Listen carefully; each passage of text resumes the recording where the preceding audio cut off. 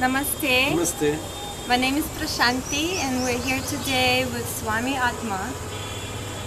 So namaste, Namaste Swamiji. ji, namaste. Please tell us a little bit about yourself and what brought you here to Rishikesh. I am from Kerala and since a long time I was just wanting to be in Rishikesh. So my teacher, Swami Muktananda Yatiji, always used to say, Atma, one day you should go to Rishikesh. And then I was thinking, oh, Rishikesh means there will be so many yogis meditating in the cave. I can also go and meditate. So I just came to Rishikesh about 10 years before to meditate actually. So now I'm here in Rishikesh. So what do you do now? You live in the city most of the time. You spend your time here. Yes. I am normally giving meditation classes. I am giving mantra chanting and also counseling classes. I am also a homeopathic doctor. Oh, you are? Yes. Okay, did you go to school for that? Yes. I have studied from Dr. Padiyar Memorial Homeopathic Medical College in Kerala. Kerala? Yes. I finished my graduation there and I was practicing. I left my practice but still I am continuing with my homeopathic practice here. I am giving free medicines to all the sadhus, brahmacharis and people all around here come to me. And even from far away like Haryana, they come to me for medicine. Oh, yes. Great. So what is your main activity and your specialty now these days? What do you spend most time doing? My main activity is self-study actually, Swadhyaya we say. And after that, whatever little bit knowledge I get from this huge amount of scriptures, I'm trying to share with all these seekers who are coming from all over around the world.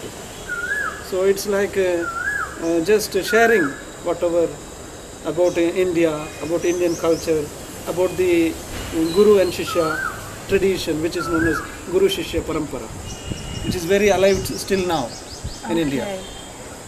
So why do you think so many seekers come here, particularly to Rishikesh? Rishikesh is very conducive for these people who come here, and they know this has become the capital of yoga and meditation now. Not only that, I have met many seekers who are trying to find the reason why they are born, what is the value of their own life, and they want to take that into their own life, inculcate certain values into their own life. So they come here, they are trying to find some good teacher to understand about themselves better, go back to their world and be happy. So you help them to, of course, on this way yes. To About themselves. Yes, about since 6 years I have a lot of students coming from all over the world. And some of the students are faring very well. One girl who came from Thailand, she was first asking me, Swamiji, what shall I do with my life? She was taking care of sick orphans. And then she was thinking I should work somewhere. Now I just call her and she says she has 46 students. Wow. And she says I don't have to work anymore. I just give these yoga classes and the rest of the time I am reading, doing yoga practices and taking care of these orphan children. So there has been a tremendous change in So people. what is it that you advise people usually? What do you think is the main problem people facing, and what do you tell them as a solution? The main problem the whole humanity is facing is identity crisis. Everybody is trying to become somebody else. When you have all the natural talents within you, you are trying to find out whether the talents are coming from some other person. You are the creator of your own destiny in your own natural way. That is the thing what normally I say. So I know you do some chanting and some meditation. Yes. What is any special techniques you use in your meditation classes? Anything that sets you apart from other meditation gurus here in Rishikesh? The main thing is that for 2 minutes I normally sit in silence with the students. And after that I just feel the masters around me. And it is like the masters coming and helping me for the meditation, not me giving the class. So otherwise it will be like more individualistic. Right. But it is not individualistic, it is universal. Meditation is universal phenomenon. I cannot do it. Right. It just It happens via media. Great. Well, I guess that's the problem most people facing is the sense of doing. Yes, yes, yes. I see. And then what about mantra chanting? I've heard you chant before.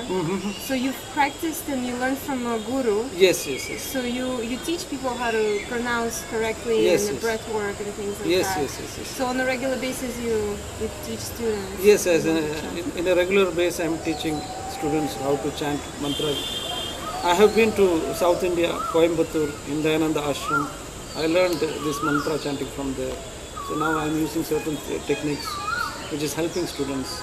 And also it is helping them to purify themselves, to feel the strength within. And when they go back to their own country, where they are going to work, they are much more stronger. So, okay, so you think, just really briefly, what is the importance of mantra and why should we incorporate it in our spiritual practice? See, mantra, they say, or the rishis say, mananat trayate iti mantra. So, that chanting of mantra which helps you to transcend all your ego, transcend yourself from all your pain and suffering, transcend yourself from all that which is objective to you. You are becoming what you are, and there is a lot of purification happening. So there are certain techniques which were discovered by the rishis, which can be used for the whole humanity. So what we are doing is the traditional way of chanting certain mantras, helping them out from their own small problems. It is not big problems sometimes, only small problems, but they are so much embedded in that problem, they don't find any path. Right. Well, thank you so much for your time. Namaste, and you'll see us on namasterishikesh.com for more information. Please log in.